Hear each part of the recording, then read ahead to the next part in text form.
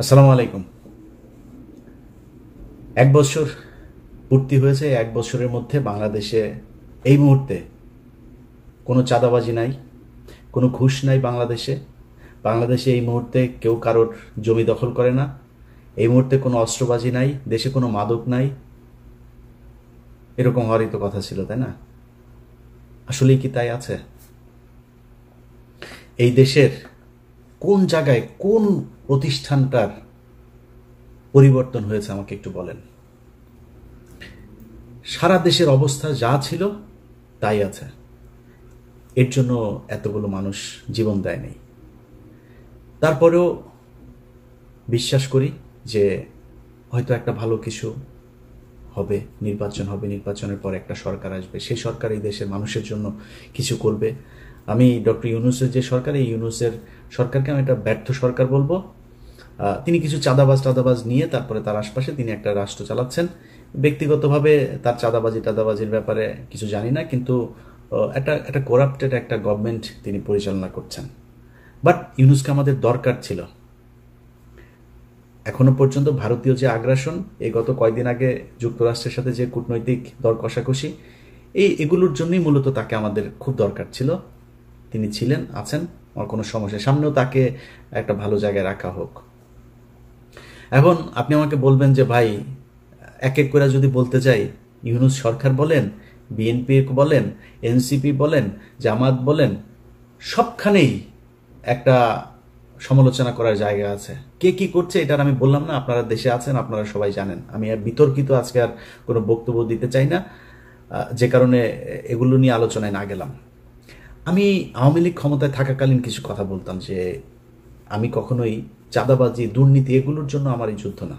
আমার যুদ্ধের একটা জায়গা আছে, সেটা হচ্ছে ভারত বিরোধিতা। কারণ আমার এই দেশের সব সমস্যার মূল কারণ হচ্ছে ভারত। আমরা ভারত নিয়ে কথা বলতাম, আমাদেরকে বলতো আমরা হইলাম এগুলি নিয়ে নাকি সব গুজব ছড়াই, এগুলি কোনো সত্যি কিছু নাই। শেষ পর্যন্ত সে ভারতে কিন্তু এই স্বৈরাচারকে নিয়ে জায়গা দিয়ে রেখেছে। এই ভারতীয় এখনো পর্যন্ত তাদের জায়গা থেকে দেখেন, 2 দিন আগেও ভারতীয় পররাষ্ট্রমন্ত্রী বলে যে আমাদের খুব কি বলে, কি দৃষ্টি, সূক্ষ্ম দৃষ্টি না কি যেন এক দৃষ্টি রাখছেন তিনি। তুই কে রে বেটা, আমার দেশের কি হবে সেটা দৃষ্টি রাখার জন্য? তোর এনে হাগার পায়খানা নাই, তুই পায়খানা বানা আগে। তোর ওই দেশের মানুষের চাইতে এই দেশের মানুষ বহু ভালো আছে, তুই করা লাগবে না, তুই তোর দেশ নিয়ে চিন্তা কর। এটা বলেছে এই ইন্ডিয়া বলেছে। তার মানে আমরা যা বলতাম এই দেশের মূল সমস্যা ভারত, তারাই সমস্যা। অতএব আমাদের ওই জায়গা থেকে বের হইতে হবে। 5 তারিখে বিশেষ করে বিএনপির কথা বলি, বিএনপির কিছু বক্তব্য শুনে মনে হচ্ছে ঠিক আওয়ামী লীগের কথা বলছে, এরকম মনে হয়। আমি ওটা যদি শুধু অডিও শুনি এবং ওই ভয়েসটা যদি আমি রেকগনাইজ করতে না পারি, তাহলে আমার মনে হবে আওয়ামী লীগের কেউ বক্তব্য দিচ্ছে। ওনারা এখন মুক্তিযুদ্ধের চেতনায় বিশ্বাস করেন। ওনারা পাকিস্তানের রাজাকারদেরকে, কারা নাকি রাজাকার, চিহ্নিত যুদ্ধাপরাধী, ওই যে পোস্টার সরানো নিয়ে এই হয়েছে না, চিহ্নিত যুদ্ধাপরাধী। শেখ হাসিনার বিচারে যদি নাকি কেউ চিহ্নিত যুদ্ধাপরাধী কেউ মেনে নেয়, তাহলে এতিমের টাকা আত্মসাতেরটা তো মেনে নিতে হবে। খাম্বা নিয়ে যেগুলো বলে সেগুলো তো মেনে নিতে হবে, তাই না? মানবেন নাকি? সাকা চৌধুরী তো জামাত করতো না, তারটা মানবেন? মানে একটু মানবেন না, এটা তো হইতে পারে না। আমি শেখ হাসিনার কোনো বিচারই মানি না। দেখেন না, এখন পর্যন্ত দেশে যাইতে পারি নাই কেন জানেন? এই দেশের কিছু মানুষের মুক্তির জন্য। আপনি 1 বছর হয়ে গিয়েছে, এখনো অনেক মানুষ জেলখানায় আছে, তাদের কথা মনেও করেন নাই। কেউ কোথাও বলেনও না, বলবেনও না। কারণ আপনারা মনে করেছেন সামনে কিছু খাবার এসেছে, সেটা খেয়ে নেই, শেষ। এই দেশের মূল সমস্যাটা কোন জায়গায় ছিল সেখানে হাত দেয়। এখন পর্যন্ত বিডিআরের লোকগুলো জেলখানায়। কোনো বড় রাজনৈতিক দল, না বিএনপি না জামায়াত, কেউ যায় নাই। এনসিপির কিছুটা, ওই যে একজন সমন্বয়ক আছেন মাহিন ভাই, কিছুটা সময় দিয়েছে, সময় দেয়, এখনো সময় দেয়। এর বাইরে কোনো রাজনৈতিক দল তাদের পাশে দাঁড়ান নাই। আপনাদের সমস্যা মনে হয় না ওইটা? 25শে ফেব্রুয়ারি পিলখানার হত্যাকাণ্ড এই দেশের মূল সমস্যা, এটা মনে করেন না? যদি মনে না করেন, এটার জন্য আপনাদেরকে একদিন মূল্য দিতে হবে, চড়া মূল্য দিতে হবে। এবং এবার যদি আবারও আপনাদেরকে মূল্য দিতে হয়, সেখান থেকে বের হয়ে আসতে পারবেন কিনা এটার কোনো গ্যারান্টি নাই। ঢাকা বিশ্ববিদ্যালয়ের এখানে আপনি চিহ্নিত যুদ্ধাপরাধীদেরকে নাকি করা যাবে না। চিহ্নিত যুদ্ধাপরাধী শেখ হাসিনা কি বলেছেন? মতিউর রহমান নিজামী একজনের ঘরের থেকে এক নারীকে উঠিয়ে নিয়ে পাকিস্তান ক্যাম্পে দিয়ে এসেছেন। কার কার মাকে মতিউর রহমান নিজামী পাকিস্তানি ক্যাম্পে দিয়ে এসেছেন, আমরা সেই পাকিস্তানি বীর্যগুলোকে দেখতে চাই। আওয়ামী লীগের লোকজন খুব ভোদাই মার্কা একটা কথা বলে, কারণ আমি নিজেকে, আমার বাপ জীবনে কোনোদিন মানে আমি 71-এ জন্ম হইলে আমি 100% পাকিস্তানের পক্ষে থাকতাম, একদম 100%। এটা আমি হিপোক্রেসি কথাবার্তা বলি না, এখন বলছি সারা জীবন বলবো এটা, অবশ্যই পাকিস্তানের পক্ষে থাকতাম আমার যদি জন্ম হইতো। আমার বাপ এত মানে ভীতু টাইপের লোক ছিল, এই লোকের পক্ষে সম্ভব হয় নাই। তারপরেও আমি কিন্তু নিজেরে রাজাকারের সন্তান বলি, আমি রাজাকার পরিবারের বলি, এগুলি বলি। কেন বলি জানেন? চালাক, তাই বুদ্ধিমান, এই জন্য বলি। কারণ ধরেন আমার বাপ যদি রাজাকার হইতো, আমার বাপ বিভিন্ন ঘর থেকে বাঙালিদেরকে তুলে নিয়ে পাকিস্তান ক্যাম্পে নিয়ে আসতো, আমার বাপ তো সেফ থাকতো, কারণ আমার বাপ পাকিস্তানি লোকজনের সেবা করে, পাকিস্তানি লোকজনের ই করে। তাহলে কি হইলো? যারা তুলে দিয়ে আসলো, আওয়ামী লীগের লোকজনের বৌরে নিয়ে ক্যাম্পে দিয়ে আসছে না। যদি আমার বাপ রাজাকার হইতো তাহলে কি করতো? আমার বাপ তাহলে আওয়ামী লীগের লোকজনের নিয়ে, মহিলাদেরকে নিয়ে ক্যাম্পে দিয়ে আসতো। তো পাকিস্তান কারে বীর্য দিয়ে গেল? তোর মারে দিয়ে গেল। আওয়ামী লীগের মারদের পেটের মধ্যে বীর্য পয়দা হয়ে এখন ছাত্রলীগ যুবলীগ হয়েছে, আর বাকিগুলি ওই যে ক্যাম্প ওই সীমান্তের ওই পারে গেছিল, ওগুলির পেটের মধ্যে দাদারা দিয়ে দিয়েছে, যেগুলি এখন জয় বাংলা জয় বাংলা করে। জয় বাংলা আমার দেশের স্লোগান না, এটা ইন্ডিয়ার শিখায় দেওয়া স্লোগান। ভাই মুক্তিযুদ্ধের চেতনা নিয়ে যদি রাজনীতি করতে চান, বহুত সমস্যায় পড়বেন। আমি ভাই বাংলাদেশ 1971 সালে স্বাধীন হয়েছিল এটা মানি না। কারণ আপনি আমার যা মনে চায় তাই বলতে পারেন, কারণ ওইটা ভারত আর পাকিস্তানের যুদ্ধ ছিল, সেটা ভারত এখনো বলে, এবং বাংলাদেশের পক্ষ থেকে ওইটার ব্যাপারে কোনো ধরনের কোনো প্রতিবাদ এখন পর্যন্ত করা হয়নি। এইবার প্রথম এই সরকার আসার পরে করেছে, ওইটা আমি এনাফ মনে করি না। আপনি যদি মনে করেন ওইটা আপনার স্বাধীনতার যুদ্ধ, ওই ব্যাপারে আপনি প্রকট, আপনি একদম পুরোপুরি এক ইয়ের মধ্যে থাকবেন, তাহলে তো আপনাকে তাদের সাথে সব ধরনের চুক্তি বাতিল করতে হবে, সব ধরনের ইয়ে থেকে, সম্পর্ক থেকে বের হয়ে আসতে হবে। আসেন নাই, তার মানে তাদের ওইটা আপনি সহ্য করেন, তাহলে ওইটা যুদ্ধ না। ভারত আর পাকিস্তানের যুদ্ধ ভারত এখনো সেলিব্রেট করে। এখন আপনি যদি মনে করেন আমি কিছুক্ষণের জন্য এটা মানলাম যে আপনার ভারত পাকিস্তানের যুদ্ধ, এই মানে বাংলাদেশের মুক্তিযুদ্ধ, আমার এই ভিডিও এই মুহূর্তে যেই মানুষগুলো দেখছেন, আমার ভিডিও পজ দিয়ে একটু 2 মিনিট চিন্তা করেন যে আমি এই আমার আশপাশে, আমার আত্মীয় স্বজন, আমার গ্রামের আশপাশের যত গ্রাম আছে, কতজন মুক্তিযুদ্ধ ছিল। মুক্তিযোদ্ধা যে কটা আছে তার 80% ভুয়া। খোঁজ নেন, আপনার এলাকায় যে কটা মুক্তিযোদ্ধা আছে ওর ব্যাপারে যা খোঁজ নেন, আল্লাহর কসম করে বললাম একদম ভুয়া। আপনার বাপ গিয়েছিল? চাই নাই। তো মুক্তিযুদ্ধ আপনি করলেন না, আপনি মুক্তিযুদ্ধের বিশাল চেতনা। এই সরকার এসে 1 বছর হলো, আপনি মুক্তিযুদ্ধের তালিকা বের করেন নাই কেন? কতজন মারা গিয়েছে আসলে তার তালিকা আপনি করেন না কেন? 30 লাখ, 3 লাখ, 3,000, এটা কি কেন করেন না? ওইখানে কিছু একটা আছে যেটা করতে মানে বের করতে চায় না। ভাই আমরা তো চাই সেই যুদ্ধে কতজন মানুষ মারা গিয়েছে তাদের প্রতি আমরা সম্মান জানাইতে চাই, বার করেন। আপনি ভিডিও দেখছেন না, বার যেহেতু করেন, আপনাকে দায়িত্ব দিলাম বের করার জন্য। আপনি চোখ বন্ধ করে চিন্তা করেন আপনার 14 গোষ্ঠীর মধ্যে 71-এ মারা গিয়েছে কেউ আছে কিনা। পাকিস্তানি মিলিটারিরা এসে কারোর মাকে তুলে নিয়ে তারপরে প্রোডাকশন দিয়ে দিয়েছে, যদি একটা খুঁজে পান কান কেটে শুনেছি, উনি বলেছেন, তিনি বলেছেন, এইটা দিয়ে কোনো ইতিহাস হয় না। আপনি এখন ওই যে আওয়ামী লীগের মতো ভাই এত আবেগ থাকলে তো সমস্যা। আমার কথা শুনলে আমাকে পছন্দ করেন এরকম অনেক মানুষের, ভাই আপনি তাহলে মনে করেন যে কিছুই হয় নাই।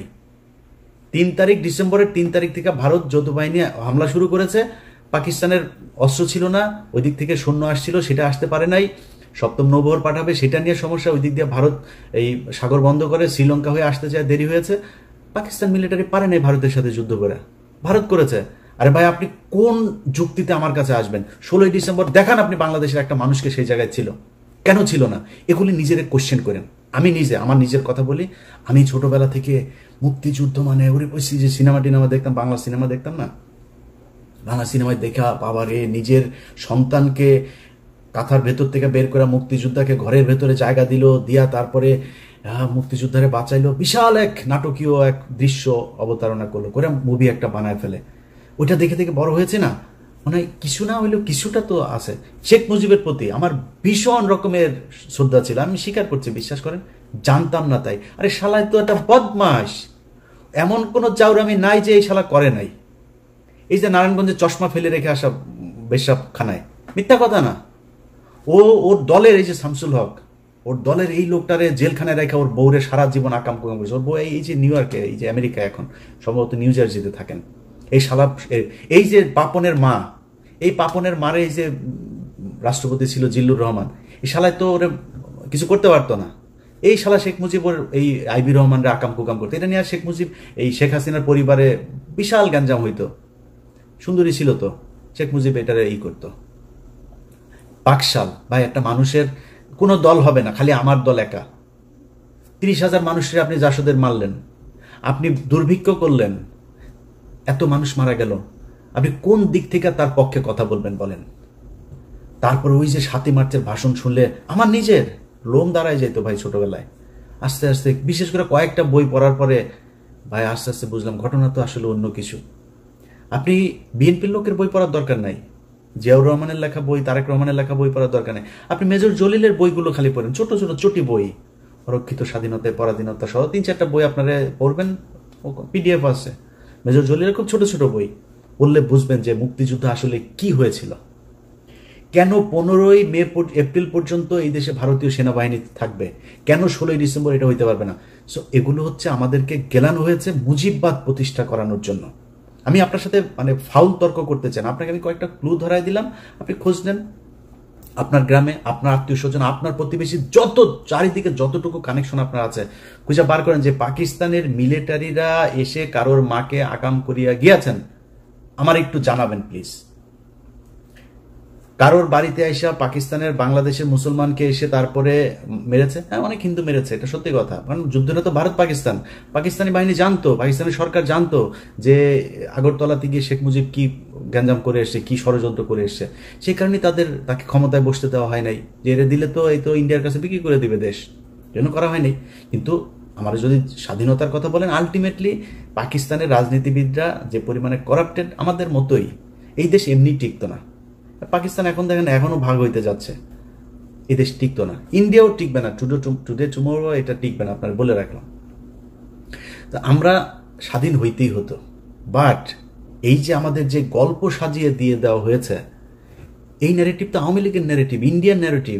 আপনি এখন এটারে করছেন স্বাধীনতার চেতনা, জাতিসঙ্গীত, জাতীয় সঙ্গীত। ওই যে ছাত্রদলের সাধারণ সম্পাদক, ওর বাপ ছিল আওয়ামী লীগের নেতা, ওর আওয়ামী লীগের নেতা, ওর বাপেরে আওয়ামী লীগ এখন শিখাই দেয় তোমার ছেলেরে দিয়া তুমি এগুলি করবা। এই কালকে যে ছাত্রদলে ঢাকা বিশ্ববিদ্যালয় যেটা করেছে, এ করেছে, এই নাসিরের কারণে হয়েছে এটা, কারণ নাসিরের বাপ আওয়ামী লীগ নেতা, ও করবে না এটা। ওইটারে জাতীয় সঙ্গীতের পক্ষে কথা বলে। তারপরে জাতীয় সঙ্গীত কোন পয়েন্টে আমার সাথে আসবে? জাতীয় সঙ্গীত, জাতীয় সঙ্গীত বাংলাদেশের কোনো নাগরিকের না। এক, জাতীয় সঙ্গীত লেখা হয়েছিল 1905 সালে বাংলাদেশের বিরুদ্ধে, বঙ্গভঙ্গের বিরুদ্ধে করা হয়েছিল। জাতীয় সঙ্গীতের সুরটা গগন হর করার, চুরি করা সুর। কোন পয়েন্টে এটা আমার জাতীয় সঙ্গীত থাকবে? আমার বল। এত আবেগী হয়ে তো লাভ নেই, এটা আবেগীও না। ওর বাপ আওয়ামী লীগ করে, এই নাসিরের বাপ আওয়ামী লীগ, খোঁজ নেন ইয়েতে যায়, এই নোয়াখালীতে যায়, ওর বাপ আওয়ামী লীগ করতো, যেই কারণে ও আজকে এটা করে, এই পক্ষে কথা বলে। তো এখন এগুলি যদি করতে আসেন ভাই, আমি আগেই যেটা বলছিলাম যে আমি দুর্নীতি এগুলো নিয়ে ভাই আমার কোনো ইন্টারেস্ট নাই, এটা করবেনই। অনেক মানুষ এসে বলতে পারে, ইলিয়াস ভাই আপনি দুর্নীতির বিরুদ্ধে কিছু বলেন, চাঁদাবাজি নিয়ে কিছু বলবেন না। ভাই, যার সুযোগ নাই সে চাঁদাবাজি করে না, যার সুযোগ আছে, আমি তো দেখছি তো, একজন ম্যাডাম, নাম বললে চাকরি থাকবে না, ম্যাডাম দ্বিতীয় শেখ রেহানা হতে যাচ্ছেন, নাম আর বললাম না, ম্যাডাম দ্বিতীয় শেখ হাসিনা হতে, শেখ রেহানা হতে যাচ্ছেন। ম্যাডামের স্বামী নাই, এবার খুঁজে বার করেন গিয়ে যান, যা করতেছে ভাই। আমার এখন যদি নাকি আমি করতে যাই এক এক করে, যদি আমার কোনো বন্ধু থাকবে না ভাই, এত প্রেশার নিতে পারবো না, দরকার নাই। সো এই দুর্নীতি না যারা আমারে বলতে বলেন চাঁদাবাজি নিয়ে, ভাই অনেক করেছি, আর না, ওগুলিতে যাইতে পারবো না। বাট এই যে ইন্ডিয়া আমার রক্তের মধ্যে কিন্তু লেখা ভাই, আপনি আমার আব্বা হইলেও আপনারা কিন্তু আমি ন্যাংটা করে ফেলবো। আপনি এই যে এই জাতীয় সঙ্গীতের পক্ষে কথা বলবেন, স্বাধীনতার চেতনা কথা বলে, তারপরে মানুষরে ওই যুদ্ধাপরাধী ট্যাগ দেওয়ার চেষ্টা করবেন, পাছার চামড়া উড়ায় ফেলবো। দুই চোখে সরিষার মতো ফুল দেখতে থাকবেন। আপনার মতো কত বালছাল এগুলি আপনার নেতাদের, কত বড় বড় নেতা ইলিয়াসের সাথে আইসা ভাই ভাই কিছু বলি না, বললে যদি চাঁদাবাজি নিয়ে কথা বলা শুরু করি একটাও দাঁড়াইতে পারবেন না। সব কটার জিনিসপত্র এগুলি সারাদিন আসতেই থাকে, ভাই এখানে আমার এটা করেছে ওইটা করেছে। ক্যামেরা বসায় রাখা লাগবে না, আমার ইমেল থেকে যদি খালি উজাড় করে দেই তাহলে পদে থাকা নেতা একটারও খুঁজে পাবেন না। সব মির্জা আব্বাস এত টাকা পয়সা, ব্যাংকের মালিক, এখনো চাঁদার টাকার ভাগ নেয় সন্ধ্যায়, তো বাদ নাই তো কেউ। আর অনেকে নাম বললাম না, টেকনিক্যালি নামটা আমি করে যাচ্ছি। ছাত্রদের প্রতি আমার একটা ভালোবাসা আছে জুলাইয়ের কারণে, যে যত বালপাকনা কথাবার্তা বলেন ভাই সমস্যা নাই। এই ছাত্রদের কারণে আজকে মানে এই যে আলহামদুলিল্লাহ বললাম যে আল্লাহ অনেক ভালো রেখেছে আগের চাইতে, একমাত্র এদের কারণে। সো এদের প্রতি এই সম্মানটুকু সারা জীবন দিয়া যাব। এদের সাথে ব্যক্তিগতভাবে অনেকের সাথে সম্পর্ক থাকবে, ভালো থাকবে না, বাট এদের ওভারঅল এই জুলাই যোদ্ধাদের প্রতি এই সম্মান, এটা আপনি দিবেন না সেটা আপনার ব্যাপার, আমি দিয়েই যাব। অনেকের কথাই বলছি না, কিন্তু চাঁদাবাজি টাদাবাজি এগুলো চলেই যাচ্ছে, বাট ওই জায়গাতে আঘাত করেন না, তাইলে কিন্তু সমস্যা হয়ে যাবে। কথাবার্তা শুনলে যেন আপনার, কিছুদিন আগে এক চাঁদাবাজারে দেখলাম, দেখি সে বলতেছে এই কি আওয়ামী লীগের ওই ইয়েটা ছিল যে বাংলার তুমি কে আমি কে তুমি কে, ওই যে বাঙালি বাঙালি বাঙালি বাঙালি, এটা তো পশ্চিম বাংলার ডায়লগ, ওরা আমাদের বাংলার সাথে, এই তো আওয়ামী লীগের ডায়লগ এগুলি, তুমি কে আমি কে বাঙালি, গণজাগরণ মঞ্চের ডায়লগ, সবকিছু মিলা গেলে তোমাদেরকে ওই দিকেই মিলাই দেওয়া হবে। সো খুব সাবধানে কাজ করতে হবে। আমরা এত কারোটা খাইও না পড়িও না, এত পাকনামি করার কিছু নাই। সবশেষ এই যে কথাবার্তা বললাম সব কিন্তু থ্রেট করলাম, কিছু বলি নাই কিন্তু করবো টরবো এগুলি, জাস্ট থ্রেট করলাম। কিন্তু আমি একতা চাই, ঐক্যবদ্ধ হন, এটা চাই। বিএনপি জামাত এনসিপি আপনাদের ভেতরে রাজনৈতিক দ্বন্দ্ব থাকবে, 71 টাইনেন না, এমনি দ্বন্দ্ব থাকবে। কে কটুক চাঁদাবাজি করেন, কে কটুক দখলবাজি করেন, কি করেন, এটা জনগণ রায় দিয়ে দিবে, জনগণের উপরে ছেড়ে দেন। আপনি যদি মনে করেন যে না আমি জামাতের চাইতে ভালো হইতে চাই, জামাত যদি মনে করেন আমি বিএনপির চাইতে ভালো হইতে চাই, তাহলে বিএনপির চেয়ে ভালো কাজ করেন, এমনি আপনি ভালো থাকবেন, এমনি পাবলিকের ভোট পাবেন। এগুলো নিয়ে কথা বলতে চাই না, কিন্তু কোন দল যদি এই মুক্তিযুদ্ধের নামে যদি নাকি আবার ফের বিভাজনের চেষ্টা করে, তার বিরুদ্ধে কিন্তু সরাসরি দাঁড়াবো। তখন কিন্তু কিছু বলতে পারবেন না, এক পিনাকিদার একার গুতাই নিতে পারেন না, আমাদেরকে চাতায়েন না। এটা বলে রাখলাম ভাই, ভবিষ্যতে মার করে রাখতেছি কিন্তু কে কে কি বলেন এগুলি কিন্তু মনে আছে। ওই যে মিছিলের কথা বললাম একটা, তুমি কে আমি কে বাঙালি, ওরা কিন্তু মনে রাখছে।